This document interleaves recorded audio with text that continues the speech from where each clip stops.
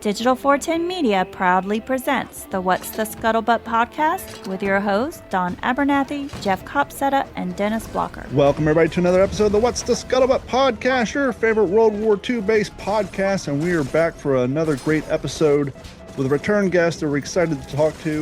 Without any further ado, we're just going to get right to it. Dennis, how you doing, fella? Doing great. Doing really good. Excited about our episode tonight. Now, I know you and our guest are in Texas. I'm in Florida. It's been cold all over the planet. So for those of you up in the north and Midwest who are freezing, granted, we're not freezing as bad as you are, but we feel the pain too. I was just explaining to Dennis and Dan here that it's supposed to feel like 28 degrees in Florida tomorrow morning. It's 42 right now. So hopefully while you're drinking your coffee and driving to work tomorrow with your heater blasted on high, you're listening to the show and perhaps a good topic about subtropical climates will warm up your soul. Without any further ado, Dennis, let's get to it. Yeah, so we're very excited to have with us again a friend of mine and a tremendous author, Dan King, who has got himself a very unique niche in World War II history. And what's awesome about it is that it just kind of sprang into being. And it was a love of history, and I'll let him tell his own story. But I am all about that, about the universe giving you signs, and you hopefully paying attention to them, and taking advantage of the opportunities you're given, and just what wild rides that will take you on. This is in particular one of those human stories that I love so much. Dan's written several books, Blossoms from the Sky, firsthand accounts from the Japanese naval pilots who volunteered to fly the Oka Baka bomb. The Yalu River Boys, and that one's about Dan's father's aircraft, the B-29 cruise, and that's the Korean War. A Tomb Called Iwo Jima, that's a book that I referenced a lot when I was doing my book with Mitch Weiss, The Heart of Hell, specifically because, and this is what we're going to get into, is that there are viewpoints from the Japanese side, and that's what Dan is all about. And that is amazing. The Last Zero Fighter, and then this one here, The Iron Graves of Saipan, and that's his newest book. And I've enjoyed it. I've got mine all marked up and dog-eared and highlighted, and I've even got notes that I've written in the margins here.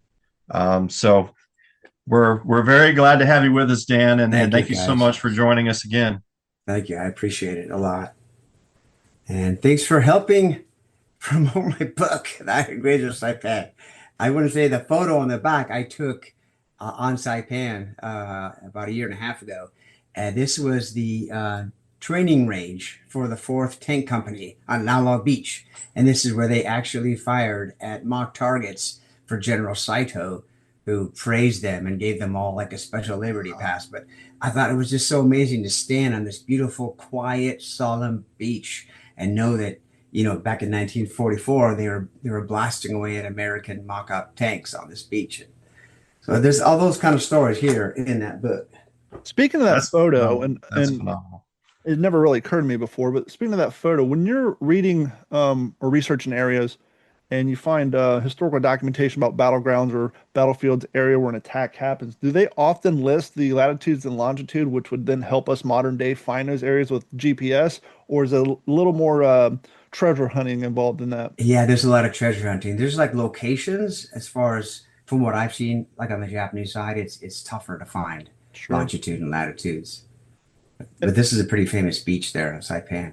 And real quick, to Dennis's opening point, I agree with him wholeheartedly. I love the way, not only in this book, but in your other books, how you're presenting the story from a side that often that people aren't used to. If you live in America, you tend to read American-based books about what the Army, the Marine Corps, Airborne did, and if you live in UK, oftentimes you read the Allied side as well.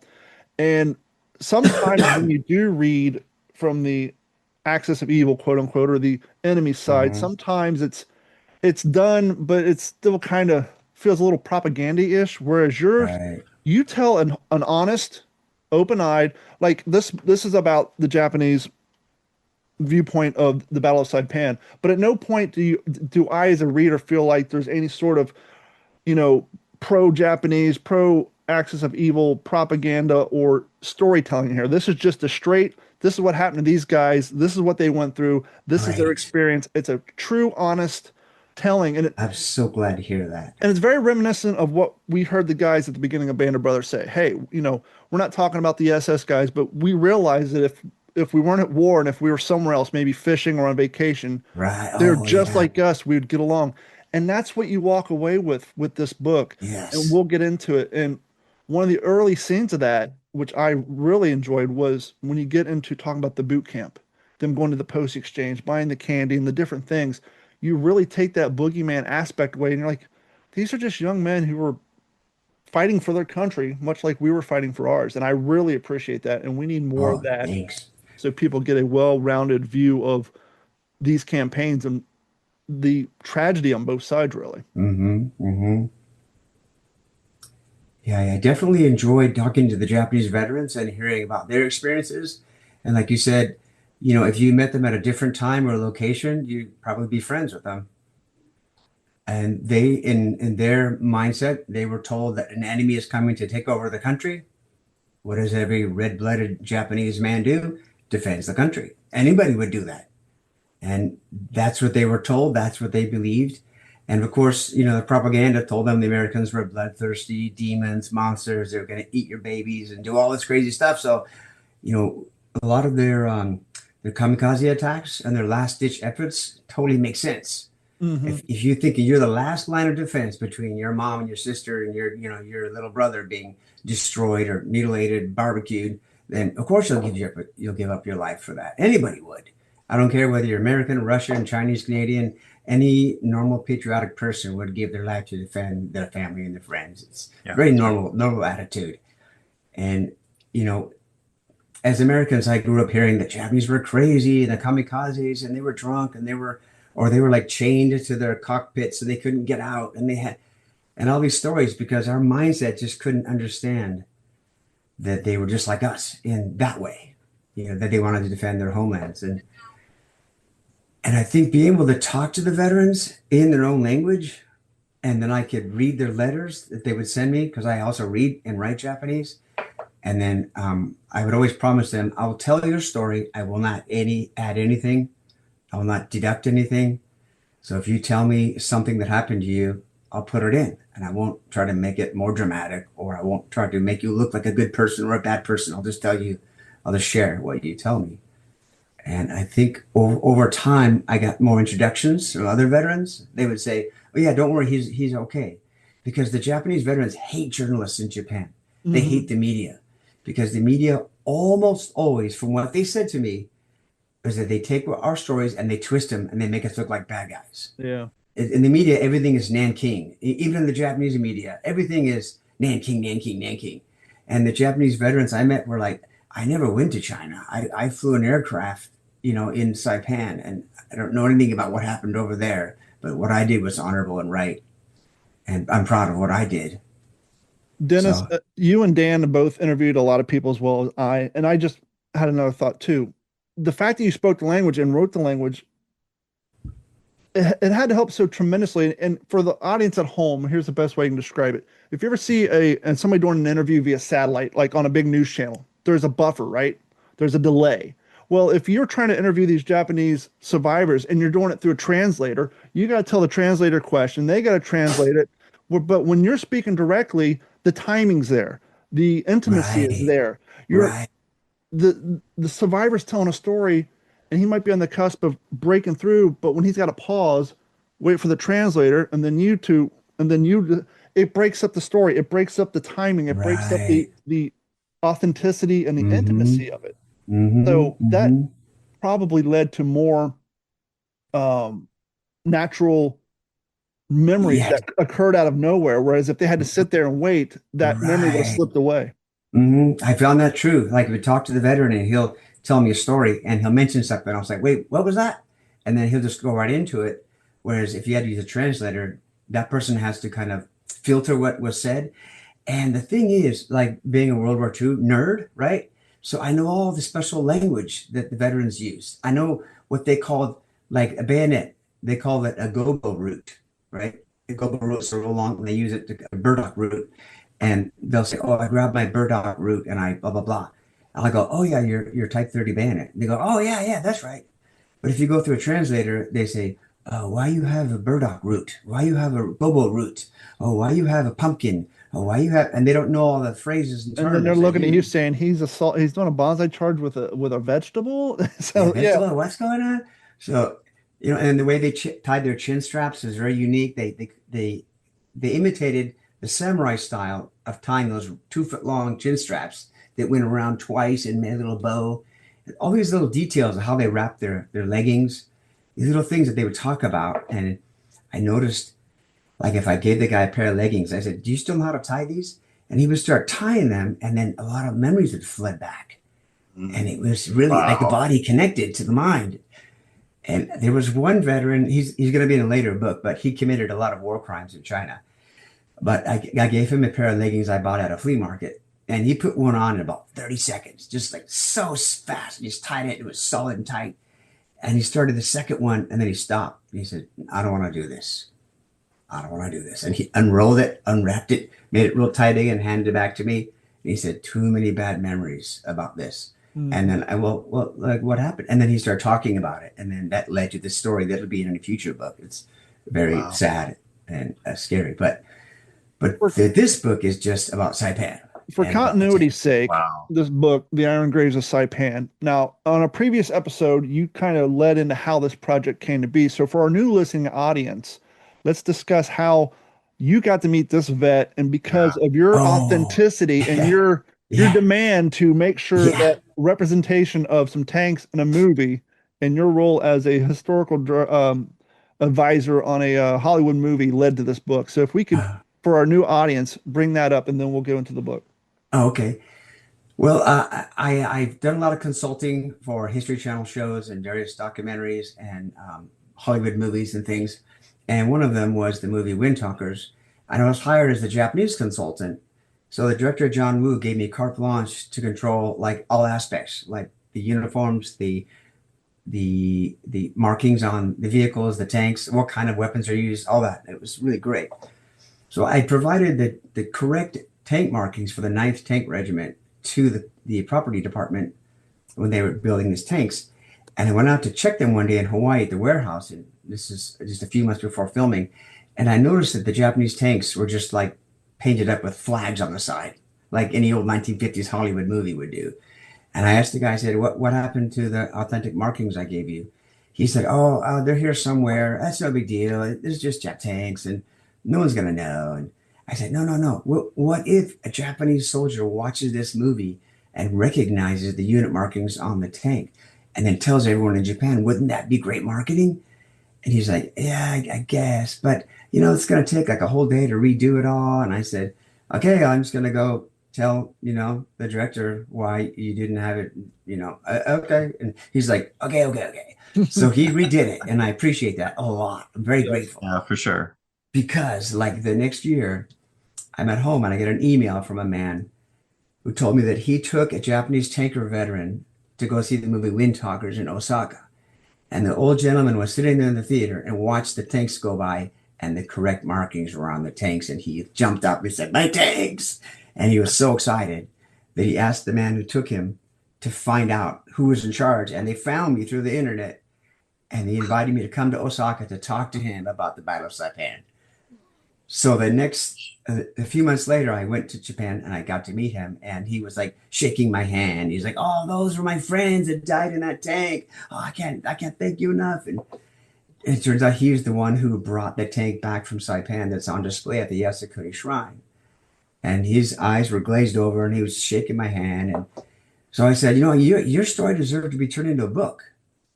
So he started telling me his stories, and we started writing letters back and forth. And another interview a couple years later, and it blossomed into this book. Wow. And all because I was a stickler for details. If it had been just a Japanese flag painted on the side of the turret that flashed by, the Japanese veteran would have said, yeah, well, typical Americans, what are you going to do? And they would have just stopped right there. I never would have met him. And this book never would have come to be. Yeah. Yeah. So Never would have been. I was very, very, very, very grateful and very thankful for that. Gosh, those little details. I know it's Man. I love that stuff. Mhm. And as like when I write books, I write them for myself. I always think, what kind of book would I want to read? What kind of details do I want to learn about? Like, what did they eat? What did they drink? Did they ever get in fights? Did they have little parties or celebrations? And in the book, I talk about the special like sporting events they had and how they dressed up in costumes and they dressed up like women, for this special festival day and all this stuff that the average American wouldn't think about. You think, oh, the Japanese would never do that. They never put on lipstick and pretend to be women, or they'd never wear these funny frog costumes, or they'd never have, relay rallies or running, against each other to get, a sake bottle for a prize. And they wouldn't fight and they wouldn't steal from each other. Heavens no. But they did all that. and so people, I think you read that, you kind of go, well, they're not that different. Yeah, at the end of the day, they're 18, 19-year-old boys. Yeah, they're young guys. They're hungry, so they stole food. And just like in the United States with our 18, 19-year-old boys, joining the military is some of the first time these guys have been out of their villages, their little towns, they're a little part of that island, Right, and they're experiencing life just like our boys did. right. They're getting seasick on a ship, and these all these little details you don't think about. But when the veterans tell their stories to me, I record everything on an audio disc, right? And I also take notes. And then I write back and forth with them afterwards just to confirm things because I have questions a lot of times. And I like to hear about like their parents, their families, their sisters, their brothers, and those little personal details without trying to glorify them, without trying to make them look like victims of war or because they're not, right? They were soldiers. It's to give a little warmer personal understanding of what they were like. Wow. Go ahead, Dennis. I have a two-part question. The Japanese, the accounts that I've read, many of the Japanese talk about the brutality of their basic training. Yes. So my first question is that true? Mm-hmm. Is that kind of universal for them? And then two, if you could expand on that and talk about if you think it made them better soldiers in the long run, Mm-hmm. or if you think it maybe was detrimental to their unit cohesion and whatnot, or Mm-hmm. whatnot. Yeah, I think their education system started off really young with that discipline and then obedience to orders. And as elementary school students, they had to stand up in the classroom, right, to address the teacher, show respect to the teacher, bow to the portrait of the emperor. And they had their PE classes involved military drill and marching and saluting and marching with training rifles.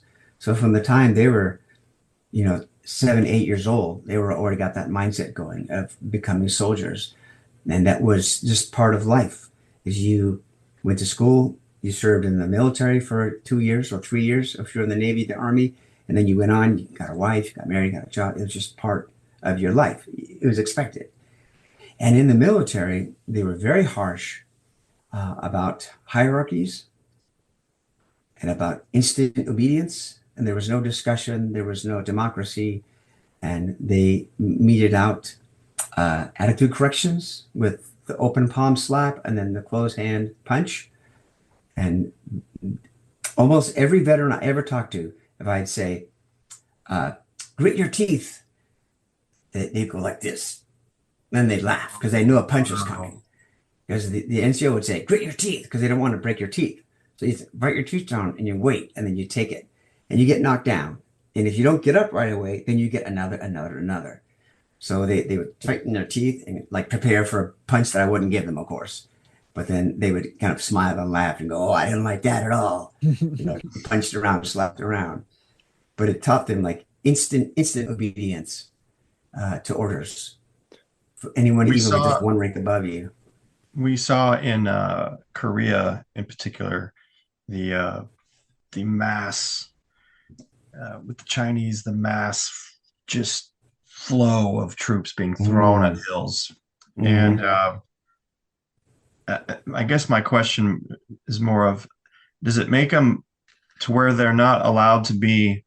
For instance, I think the American model was that if the captain is killed, the lieutenant takes command. If the lieutenant's killed, Right. the master sergeant takes command. If the master sergeant is killed, even on down to PFC, they all know the Right. mission and they're all allowed to make decisions on how to fulfill the mission and make command decisions. And it was that the same with the Japanese army? Did it break down that way, or was it? To me, it seemed like once the battle started and the movement was going forward, it didn't matter who was in command. You all had the mission. Everyone knew we're supposed to go to that hill. And even if you're the only guy who makes it there, it's your job to go there. And of course, in the Japanese army, if you have one more star than me, PFC versus a private, then I have to obey every order you give me. You're my superior commander, even if we're fellow enlisted men. So they were pretty. That hierarchy was very strict, and I think on one hand it made them. It took away their ability for creative thought and spot judgments, as that they were just told to move one way and act one way and listen to orders, whereas maybe an American GI had had more life experience. I want to say as a student and dealing with cars and farm equipment and going on dances and dates and things like that that give you more ability to think in different situations, whereas the Japanese were very strict on their education system. Yeah, I was thinking, you were mentioning the childhood. They started early with the standing, Mm-hmm. the saluting, and all that. Mm-hmm. Obviously, it's not the ideal childhood, but from the military standpoint, when you already have your inductees into your boot camp, if you will, already having Right. that training, that's Right. so that skips Oh, for past sure. 2 weeks of breaking them in, right? Oh, for We don't sure. have that. So the first, few days or week or Right. whatever it is, an American boot camp, it's break them down, build Oh, them up, yeah. teach them how to soldier. And for them, that's already been done. That's been done for All done. 12, All 13 done. years. So All now you done. just get right to Right. the brass tacks. Exactly. They knew how to shoot guns and machine guns and rifles. They know how to tie their leggings. They know how to wear the backpacks and the haversacks and the canteens, and they know how to march in orders and move in squads. And they had that's just part of their PE class. And they had military soldiers, reservists in each school, in each class, in charge of teaching each group of boys. And so they were exposed to seeing guys in uniform every day at school. It seemed very common, very normal to them. Guys, holding swords and the uniforms, the whole deal. So there was no resistance to obeying orders because that's how you did it as a kid from the time they were little. There's this, and exactly that point what we were talking about on page 92 in your book, and forgive me for mispronouncing names and whatnot, but you write, there was a loud bang. Shimoda's driver barked, "We're hit! The engine's dead!" The crew commander screamed, "Everybody out!" Shimoda passed his machine gun up through the turret and grabbed an armful of magazines. He and the others slid down the tank and crawled into an infantry trench. With colorful tracers snapping overhead, they watched a Chiha roll past. The markings identified it as from the 3rd Tank Company's 2nd Tank Platoon. The tank suddenly stopped as smoke and flames bellowed from the engine compartment. Sergeant Kawakami climbed out of his burning tank, drew his sword, jumped down, and ran forward. Gripping his machine gun, Shimoda rose up on one knee, but Sergeant Nakao hauled him back down, saying, "Stop! Don't be in such a hurry to die. The fight has just begun. Trust me." Nakao was a grizzled combat veteran of the Nemohan incident and knew what he was doing. He ordered his crew to keep their heads down. Angry tears of frustration rolled down Shimoda's cheeks as squads of infantrymen ran past them, only to be mowed down like wheat. Man. Mm-hmm. Yeah. He recalled that to me. And when he was telling that story, I could see his eyes were like fixated on a point in the distance. And he was just remembering it and telling me. And he could hear it and smell it and feel it. And I felt like I'm watching something being replayed in someone's head. It was fascinating to me. Just to provide a little context for our audience when it comes to the Iron Graves of Saipan, basically we follow the story of the veteran that you spoke to after Mhm. he saw your premiere, and we Mhm. basically follow him from pre-military through boot camp through the battle. Just for the sake of our audience, uh, Mhm. introduce them to your main character and just give us the a little overview so that when we're talking Right. about these excerpts from the book, they're kind of knowing who we're talking about. Mhm. Oh, his name is Shiro Shimoda, and he enlisted in the army.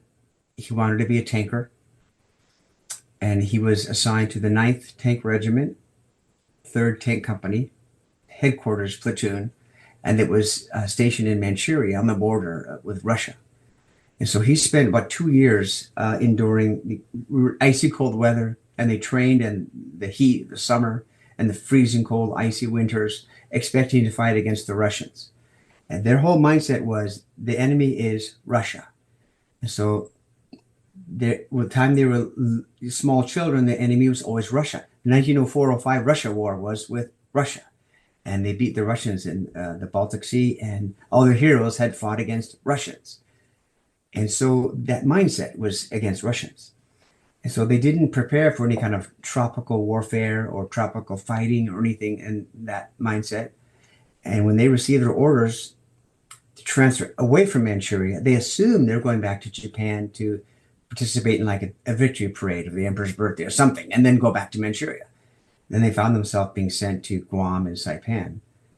And the commander of the unit, Colonel Goshima, had to scramble because he had no training on defending an island, no training on defending against naval artillery because they didn't have it in Manchuria, and there would be no battleships firing at him in Manchuria. And so he had to rush to try to scramble and get maps and charts and information from one of his former staff at the Army Officers Academy. And it seemed like so haphazard and so disorganized and so rushed. And I felt like, well, these guys are just being sent into a situation that's no good for them. And they had to bring all their own food supplies, ammunition, medical supplies, oil, gas, grease, spare tracks, tanks. And they filled these ships up. They just stuffed everything in there and just rushed to get it down to Saipan as fast as they could. And once they got there, they had to set up. They set up in the school buildings because the school buildings already had water, electricity. They kicked all the kids out of the school buildings because Saipan had decades of colonizers, right, workers there. They had elementary school, Boy Scouts, tennis clubs, everything, just like a regular Japanese town. So these tankers went in and they took over all the elementary schools and set up their buildings there. They started digging tunnels as fast as they could, hoping to get underground before the Americans showed up. To that point, when I was reading the book and you're talking about the sugarcane plantations and Mm-hmm. that infrastructure, it raises another one of those questions. How different would this battle have been if there was no sugarcane plantations, if there was no infrastructure, no Mm, school buildings, no warehousing for shipping, right. packing?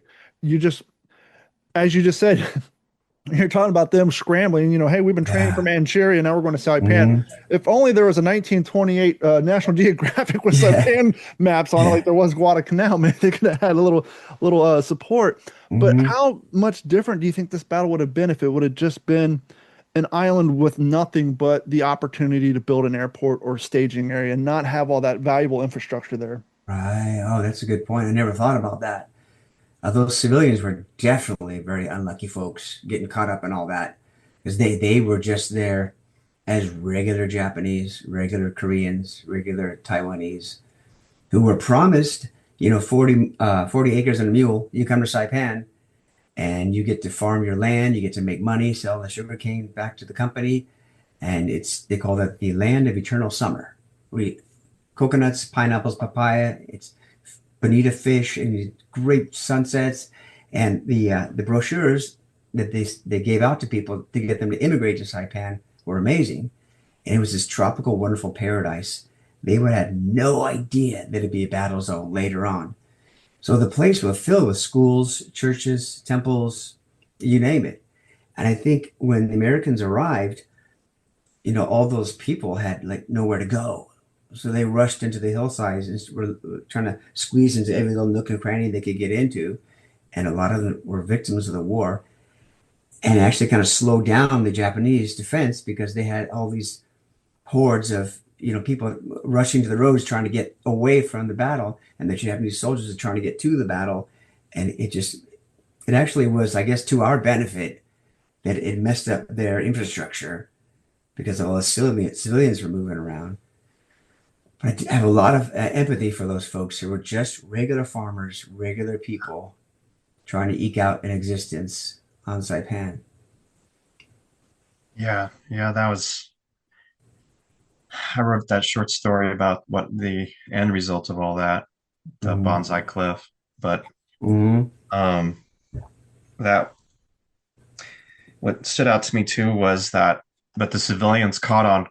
The civilians that survived were the ones who caught on quick Mm-hmm. that at night we need to lay low Right. and quit moving because, and that was very evident too in reading that the smart civilians would yell out to the other ones, "Hey, you're going to make noise and you're going to get killed by either side." Right. So, and then they wouldn't listen, or they were desperate, or they were hungry, or they would keep moving, and then you would hear that tut, tut, tut, tut, tut, tut, tut. And sure enough, the next morning they'd go and they'd find their friends and neighbors were killed. Exactly what you're talking about.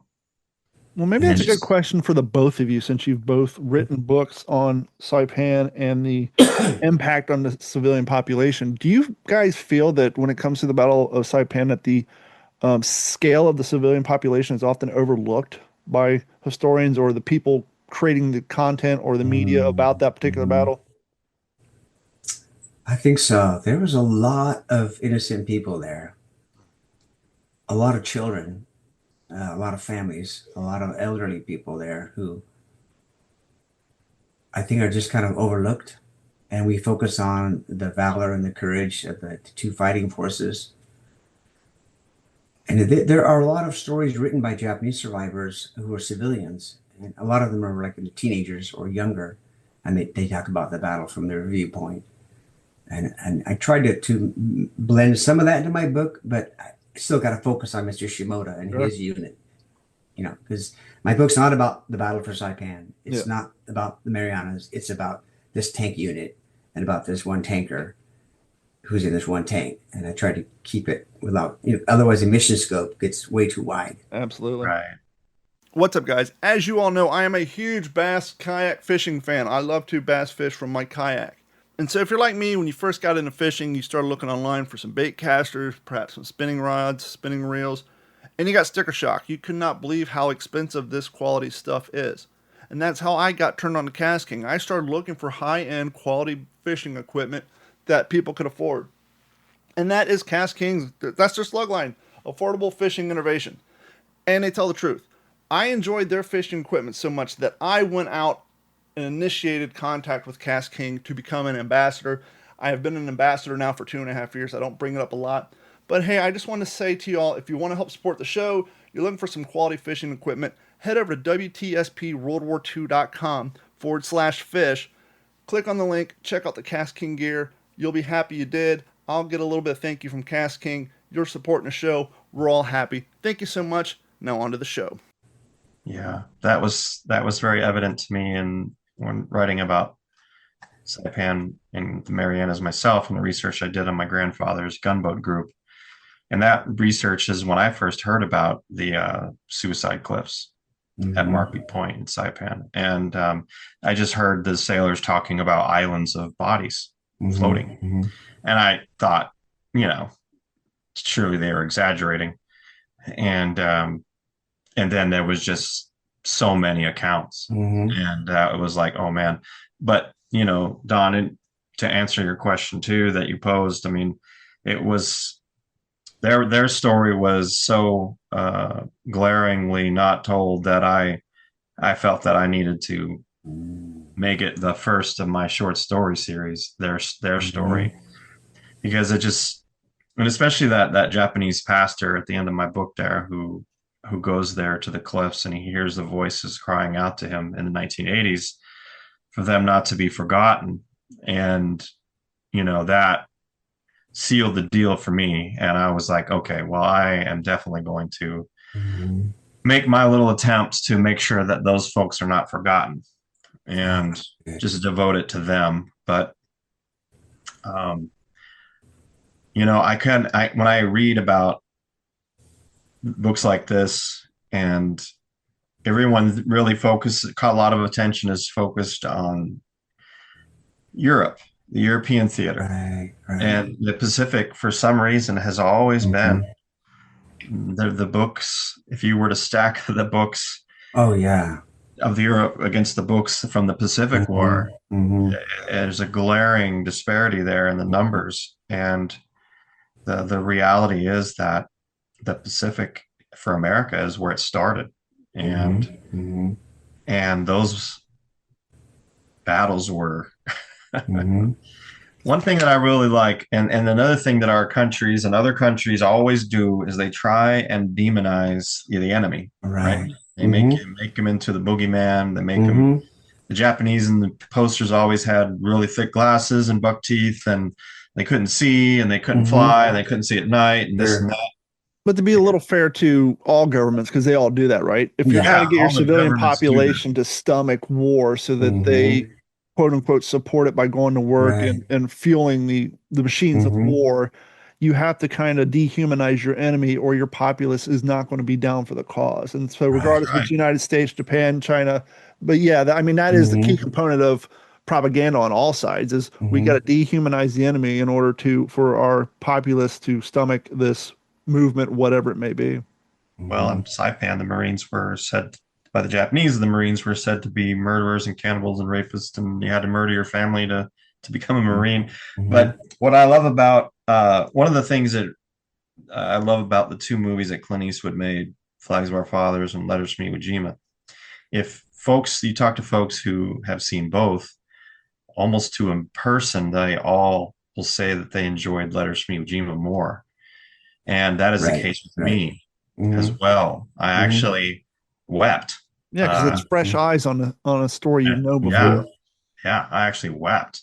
And because Clint Eastwood brilliantly made them personal. And that's what you do here, Dan. In page 59, you say in his farewell letter to his father, Shun used courtly, formal honorifics to convey his appreciation to his parents for bringing him into the world and for taking such good care of him. He expressed his remorse that he would be unable to repay them for their kindness in their older years as a good son should.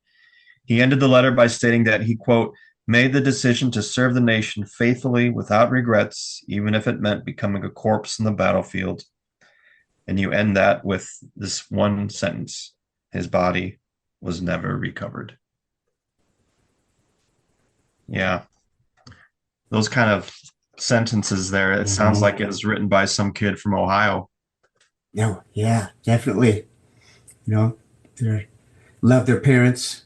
They love their brothers and sisters, and they love their country, and they are proud of their country, and they wanted to be remembered as warriors, as their fathers were, and their grandfathers were, and their great grandfathers were. And they're just the next to step in line to do their duty to defend the nation. And she said earlier, the Americans were portrayed as these monsters, right, who would kill and destroy and eat the babies and all this other stuff. So the civilians were told, do not let yourself become captured because they'll do horrible things to you.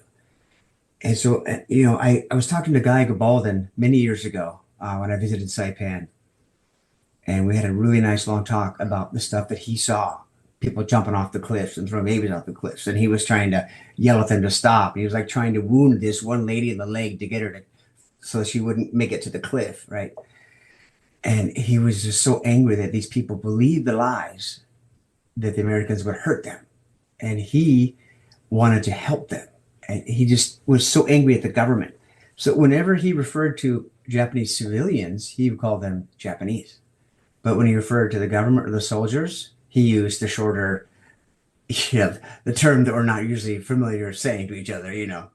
So he said there's different. There's this innocent civilian Japanese people who I love, and I wanted to help them as civilians, even as a Marine. But then you had the soldiers who were lying to them, and I hated them, and I wanted to kill them. And it was so evident the way he was so passionate about that. Do you mind telling our listeners about him? Because I know the name, and I know he was, I think, called the Pied Piper of Saipan. Pied Piper of Saipan. Yeah, Do you mind telling our listeners sure. about him? Yeah, he was a Marine who went to language school because he had some Japanese American friends growing up in LA. And he went to Camp Elliott, and he learned how to speak Japanese grammatically accurately and to learn basic writing in Japanese. He became a recon guy, Second Marine Division, wound up on Saipan, and he was going out on recon missions from the very beginning, and he was trying to get Japanese to surrender. He figured if I got them to give up, then I don't have to kill them later. So he was credited with bringing in over 800 people, men, women, children, everyone.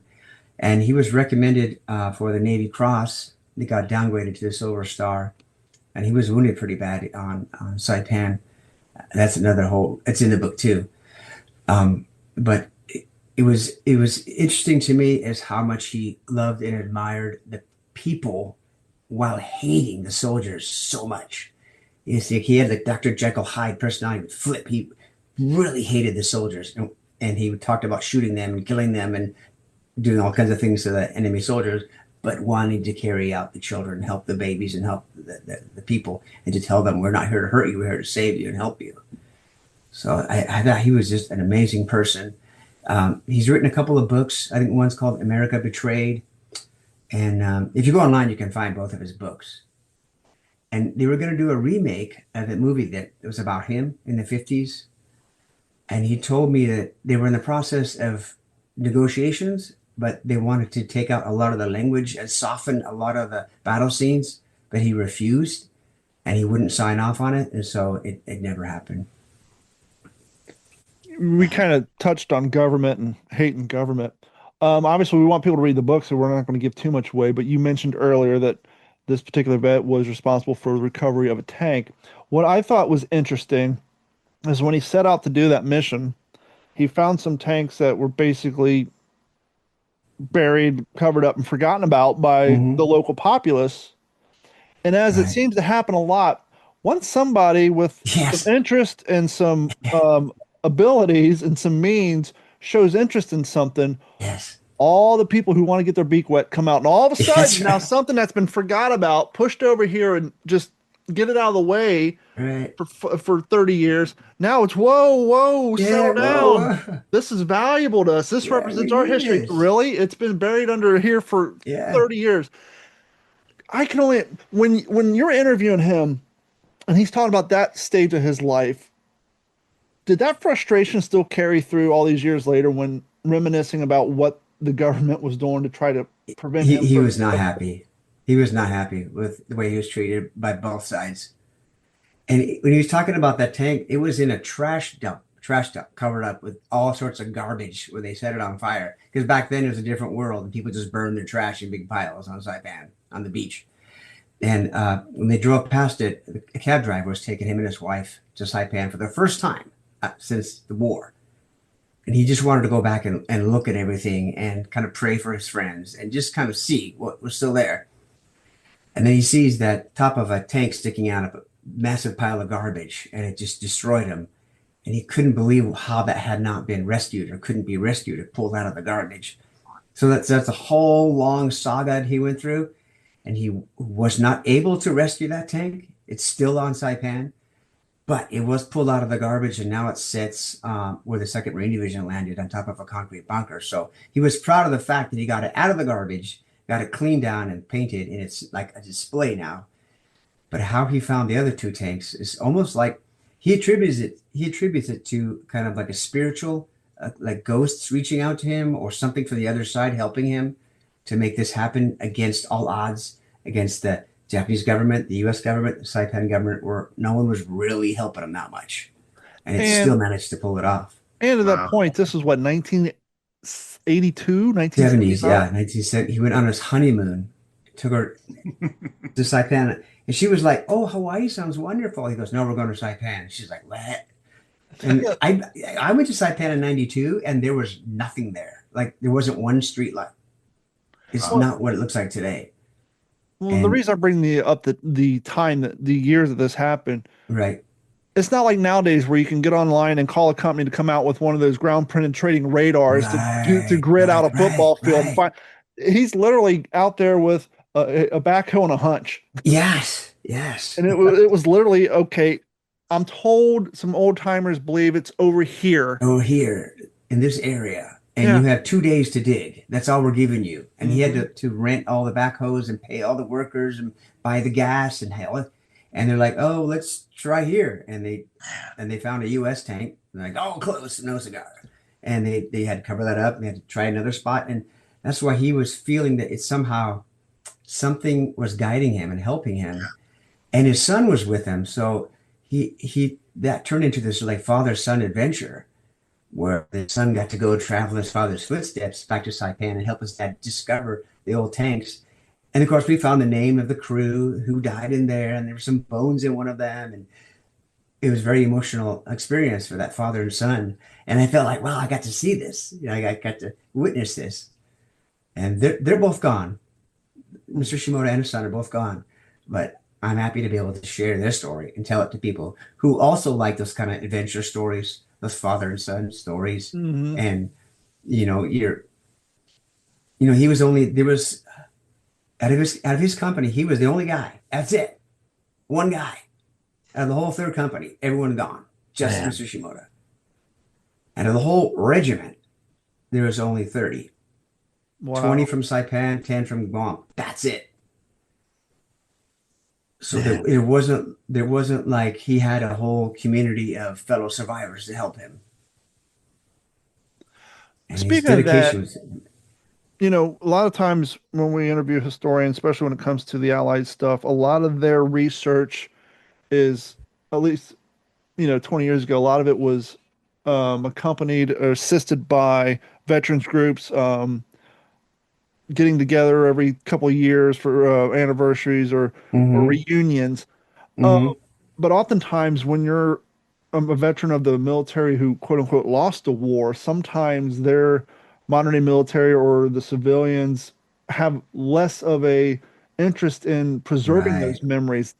right, When it comes to the Japanese civilians and the veterans and right. the modern day military, how does that hold up comparatively speaking to some maybe the modern allies groups? Mm-hmm. Yeah, they started making their veterans groups like in the 70s and 80s. Before that, the guys were too busy just trying to make a living and to survive in the post-war Japan.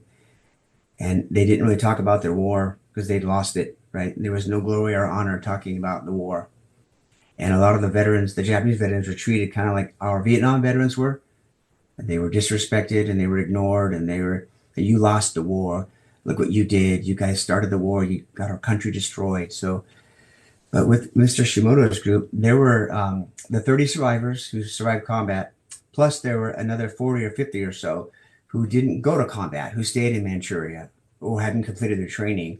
So when he found the tank and brought it back to Tokyo, they had this big giant reunion and they all got to reunite with each other.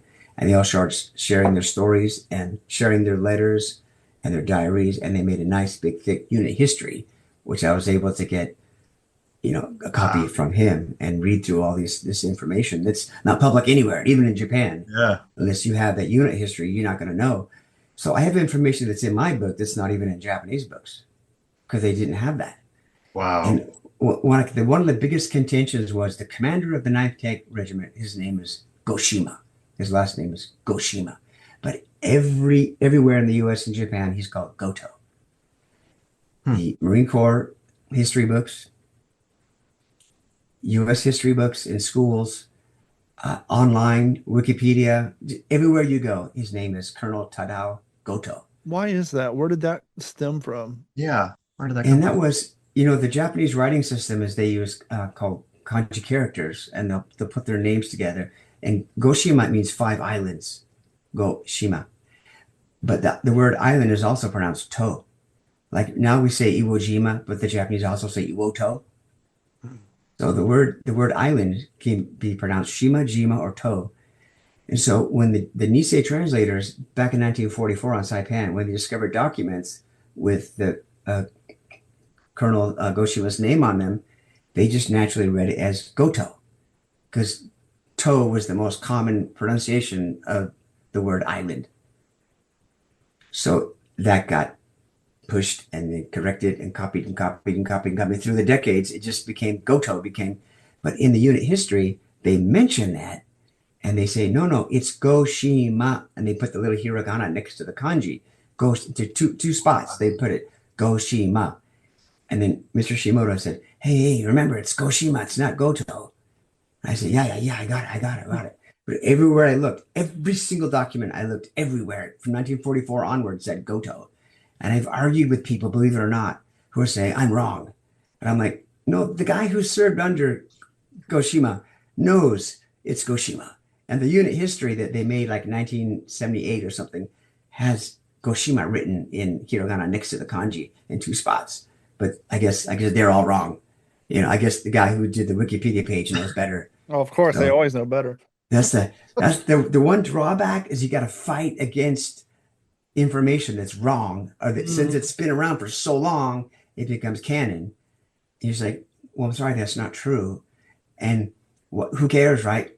But in my viewpoint, those guys, they all fought honorably, right, in their world.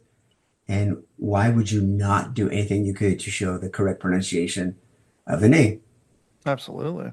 And it's like Smythe versus Smith, right? My grandfather's name was Smith, but if you kept telling me it was Smythe, I'm like, it's not Smythe, it's Smith, and it matters. So his name was Goshima, Tadao Goshima. Wow. And his body was never found either. Yeah. Have you heard that quote about, I think it's attributed to Hemingway, that every man has two deaths? Have you heard of that? Yes. That when he dies and goes in the grave, and the moment that his name is said for the last time. So that's what I love about what you've done here, is that these guys, their names are down. Goshima is down.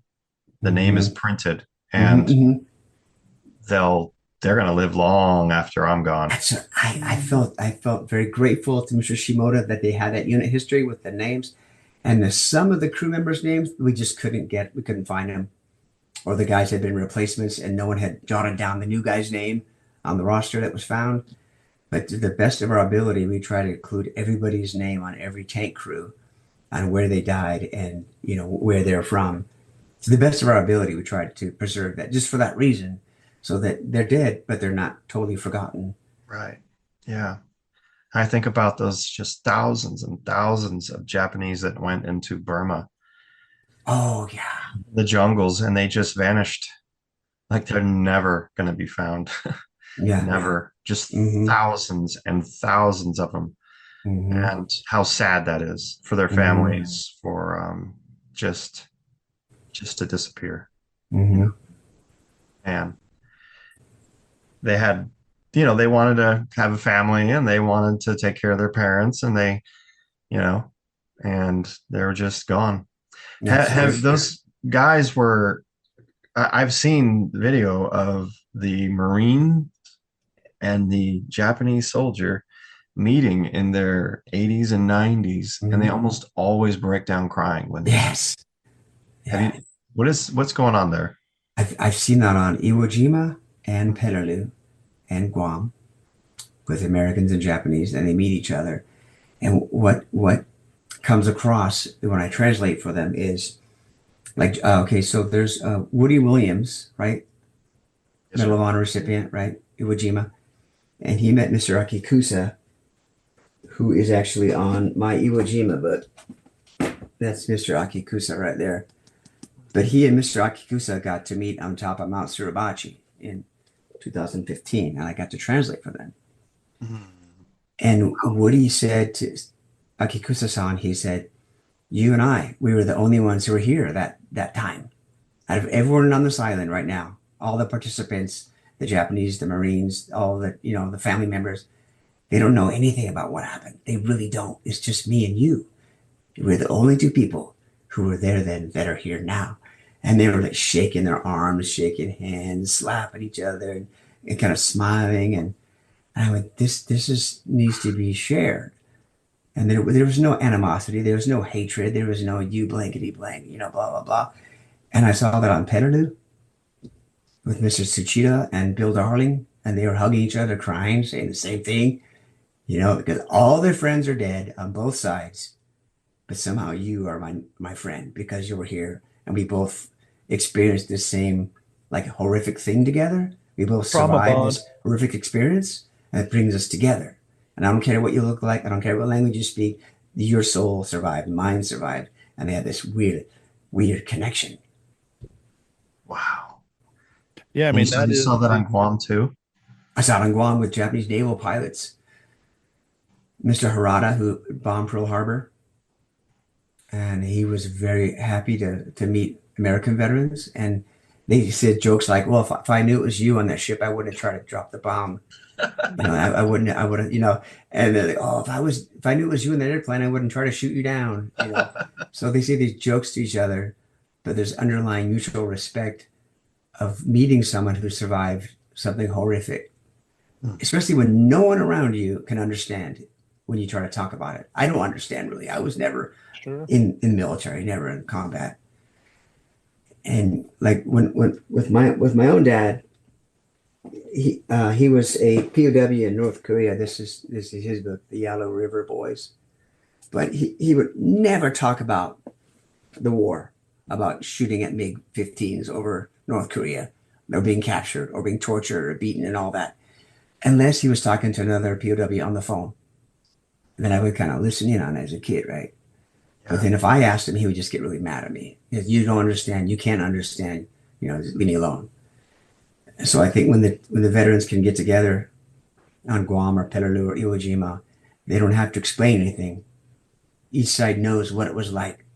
There's no like background information. It's just like, you were here, I was here. You know. Wow. I made a notation in the book here that when he was talking about that he was looking for the tankers, and I wrote in the flyleaf there that my question is does Japan seek to, if they find remains, do they take DNA from that? Do they get that into it, or is it just a matter of let's bring them and cremate? And you know who was responsible for that was Clint Eastwood. He got that whole ball rolling with that movie, because up until then the Japanese government viewed the unrecovered war dead as just something from the past. And so the little veterans' families, or the children or the grandchildren of the dead vets, would take it upon themselves to go to the Philippines and try to find the bones, and personally and privately create little ceremonies for them. And they bring a Buddhist priest, and it was all self-funded. And that went on for a couple of decades. And then when Clint Eastwood's movies came out, there was a huge outcry from the Japanese population saying, why are you not doing more? Why isn't the the Japanese government doing what the Americans do, finding the bones, doing DNA, and recovering our war dead, who are honorable men? And Clint Eastwood's movie showed the Japanese people, hey, your soldiers were honorable men who fought honorably. You should be proud of them. And until then, their media had always told them, oh, your soldiers are Nanking murderers and baby killers. And they're kind of left-wing over there in their media. And it flipped the script on its head. And so all these family groups started demanding action. So now the Japanese government has sponsored groups going to the Palau Islands, Mariana Islands, the Philippines, China, all these places. And I've been really lucky to help them at the Seabee Museum in Point Wainimi. I found a map, an unmarked map that had 1,085 Japanese bodies buried on Peleliu. oh, And it had like a little bitty cross on it in a little square. And I was like, that looks like it could be like a symbol for a grave or something. So we got some finances from the Japanese government, and I went back to Point Wainimi for 2 weeks with 2 Japanese researchers. We went through thousands of folders, found more evidence, and we presented it to the Japanese. They got money to go to Peleliu. They did a couple of test digs. They found some guys right where they were on this hand-drawn map, and they get 1,085 guys who come out of that gigantic grave area. And they're doing DNA tests on all of them. I got And it's a goosebumps. massive story. And I got some really nice letters like, oh, King Song, this started with you. And I was like, no, I just happen to be a conduit. I was just trying to help with my friend John Edwards. He passed away, but he and I went to Petaloo like 15 times. And so he and I went to Point Wayne. We were just looking around, see what we could find. And just like something said, here, take this. And it showed it to us. So, and then it went off from there. And it had a mind of its own. And one of the Japanese researchers who went there to help dig up the bodies said, it was like the bodies were calling out all this time to be found and brought home. Wow. And I was like, oh, good. I could. I could be involved, right, in a small way. That is amazing. And people were driving over them, walking over them. Oh. They had like a restaurant on top of that. And I walked over it. Wow. I didn't know, right, for Yeah. all the times I've been there. Wow. Yeah, it's pretty. And they're pretty doing great. DNA testing too, huh? They're Yep, they trying sure to are. find Yep, who they yep. were and their families. Mm-hmm. Do you know are they having success with that? They found 6. Well, as of last time I heard, they found 6 so far, because a lot the drawback is a lot of the siblings are gone, Mm-hmm. right, and then the parents are all gone, and a lot of the children didn't even know where their father or grandfather died. Because they after the war they said, oh, your father or grandfather died in the Pacific, Right. so whatever, right. So now the Japanese government is placing out calls to say, if you have a loved one who died in the Palau Islands and you would like to give a DNA sample, we'll take it for free, and then we'll creating a database. So it's slow going, but they're doing it. Speaking That's of amazing. databases, I just They're had a doing thought. it. That's amazing. Yeah, it's amazing. And it all started with Clint Eastwood. I'm telling you, no joke. He got a Rising Sun third class medal from the Japanese government at the LA embassy, with the little neck ribbon and the big red thing. Mm-hmm. And his name is gold over there among the veterans families groups. They have a lot of respect for what he did. Oh, wow. I wonder if someone were to take maybe some hints, documentation, something that somebody's looked at in the past, try to use this as, here's some evidence of where some graves may be, or where someone, a battlefield may have happened where some men died, but they just could not get the results they're looking for. I almost wonder if you digitize that and ran it through Chat GPT or any other sort of AI engine and have them look for patterns or symbolisms or landmarks, that we might be able to use that technology, because obviously DNA was technology that came, through 30 years ago, and now we're using it for good. I almost wonder if we were to digitize some documentation that just has not led anywhere and run it through some AI, if it would help, perhaps lead people to some more discovery. Yeah. And there's a lot of Americans still unrecovered Mm-hmm. From Petaloo and Guam, Saipan, and Iwo Jima even, right? Kanaus, haven't found him yet. What was the that's old right. documentary from about 15, 20 years ago, Return to Tarawa? And they're talking to the contractor, and he's like, yeah, every time we pour a slab or break ground to put in plumbing, we're pulling up, uniforms. He's, he was talking about how the Japanese are at that time, this is years ago, were repatriating their recovered bodies quicker than the United States was. He was talking about how he had some Marine Corps bodies sitting under his drafting table for an enormous amount of time before it was like, yeah, because he's talking to a contractor in that documentary, Return to Tarawa. And he's like, yeah, anywhere you go around here, he's like, you just sift through the gravel and you'll pick up a fingertip or anything. Just because of the destruction, the landmass was so small and the amount of carnage was so large that even 20 years ago, you do any sort of construction and you're more often than not find some sort of remnant. Wow. Jeez. Got any final questions, Dennis? I mean, I have a ton, but we'll save it for another time. Dan, Well, if you want to go ahead. I appreciate you guys helping, promote my book. And there's so much in here, like photographs that have never been published Mm-hmm. It's a in the beautiful U.S. book. or Japan. Maps, documents. I even went and shot a Japanese tank machine gun in Las Vegas because Mr. Shimoda was a tank machine gunner. And I found lots of photos in the archives that I've never seen the light of day, or they're too common, too boring to make it into a book. And that's something that we didn't get in the book, but right. you have all kinds of charts and descriptions, and even like the types of tanks, like all and this the names great of the crews. stuff. Yeah, they have the names of the crew. Yeah, I love those types of details. Like I said, I wrote the book for myself. What kind of book would I like to read? And I like to read a book that's got names and details and place and information and the little pranks and jokes and stuff they played on each other. It was stealing things and cigarettes and I'm glad you brought up the cigarettes because one of the notes I have is there. I mean, granted, this book it's a book about war, but there are little laugh out loud to yourself moments, and one of those moments was the reference to the this tobacco's got to be from Virginia. It must be good. right. Yeah, yeah, So just yeah. the little things like that. The smokers like to smoke, right? And they know what tastes good. And there's probably at least 100 photographs in here, isn't there? I think so. Yeah, about 100. A lot of them came from Mr. Shimoda. Some came from archives. Others came from other researchers. I'm telling you, folks, you need to get this book. It is chock full of photographs, graphs, all kinds of really cool illustrations, maps, and the firsthand accounts, which you aren't going to get anywhere else. Yeah, Amazing. and I was thinking the same thing. Obviously, me, Dennis, Jeff, we really key into the Pacific.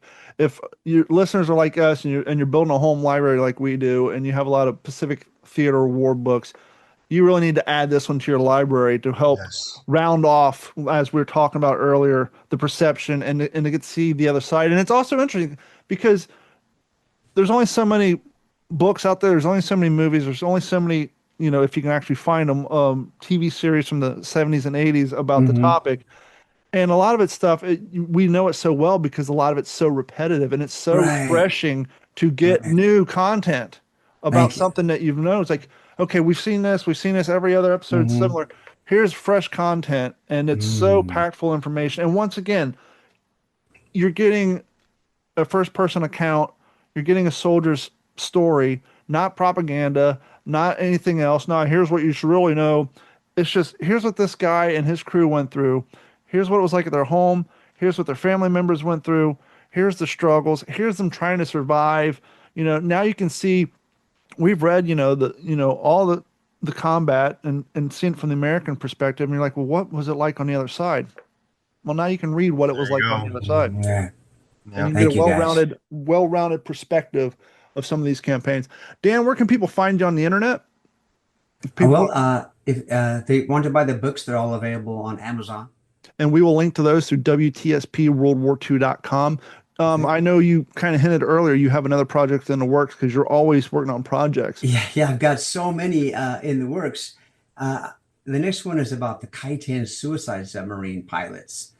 And those were naval aviators who had graduated from their basic training, were preparing to go to flight school, but were diverted over to the submarine program. He said, now you're going to be naval submarine pilot of kamikazes. And they're like, okay, I guess that's what we are now. Wow. So they wore their flight suits, flight helmets, all the flight gear, and they're climbing into little miniature Kaizen submarines, being pilots underwater.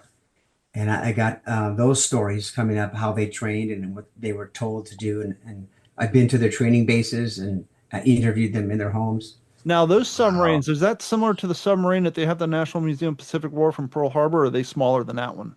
Smaller, yeah. The Kai-10 is basically a Type 91 torpedo that's got a Wow. little Wow. cockpit stuffed in the top and it's pulled out just a little bit to put a bigger warhead, and that's it. It's I a never one knew that was man, a thing. See, here's Dan King bringing more tiny, information about things you didn't know tiny.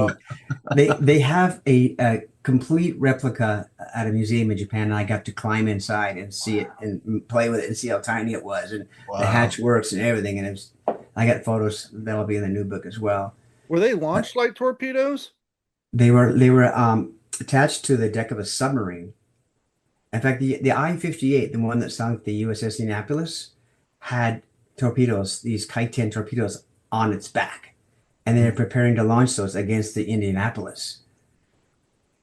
But the submarine commander had said, "No, we've been out at sea a little too long. The bearings that are holding those Kai-10 subs to our deck might not release right, and it's going to cause problems. I just want to get this ship." So he used regular torpedoes to take out the Indianapolis. But the Wow. plan was to take them out with these human-guided torpedoes. And I got to interview one of the guys who was a submariner on the I-58. Oh. He was in the forward torpedo room, Chief Petty Officer Yamada Goro. He was my ex-wife's uncle in Japan, in Gifu. And I interviewed him. And that was like 35 years ago. And I had the little papers, the little envelope. And I was like, I'm glad I saved all that. So I'm going to finally tell his story. Yeah, about the well, Kaiten we'll definitely have you on for that, because my first question is how do you, and obviously we're not going to get into it now, but it's like talking to a veteran who prepared himself for literally, we often hear the cliche, oh, it was a suicide. No, this literally was, you're being trained for a actual suicide mission. 100%. How do you, and the man you'll be meeting went on a mission. And two of the submarines that were on the deck, the Kaitens, ahead of him, strapped in front of him, both lifted up and took off. And he could watch them through his periscope. But he has two bands holding his Kaiten to the deck. One of them lifted off. The other one was rusted shut. So his thank God for engine, mechanical malfunctions. and he was watching, and he was like yelling and screaming and hitting the Morse code button, let me go, let me go. And that was it. And they returned back to base. And so he talks about the two men that actually went off on the mission. It's a great story. It's I'm looking forward to it. And so he survived that mission because of a malfunction. Wow. Goodness gracious. Well, thank you for your time. Thank you for the books. It's man. a well-written, beautiful book. As I was saying earlier, for those of you listening, just head over to WTSPWorldWar2.com. Right on the homepage, you'll see Dan King. You'll see a thumbnail of his book. We'll link to the Amazon. We'll link to his website and all pertinent information. And as always, we want to hear from you all. Send us an email to mailcall@WTSPWorldWar2.com. We're getting close. I'm going to be out your way here real soon. Yeah, looking forward to that. So, looking forward to seeing you out here. Be the first time in a while. Me and Jeff have been occupying the same space, but it'll be the first time ever that Dennis and I have occupied the same space. But I was thinking about this the other day, Dennis. We've been doing this so long that to me it feels like, oh, we're going to get together and hang out as if we went to high school or together. It's like I don't feel like you and I have never occupied the same physical space, but we haven't. But it just, we've been doing this so long. I just feel like, oh yeah, Dennis and I went to high school together. It's just been a few years, but we're going to have a reunion. But no, we will actually be occupying the same space, me, Jeff, and Dennis, and a very fantastic event coming up in San Antonio, which you guys can go back to the last episode to get more detail on it. Dan, thank you so much for your time. And as always, for myself and Dennis and Jeff, who wish he could have been here, we'll talk to you all next week. This has been a Digital 410 production.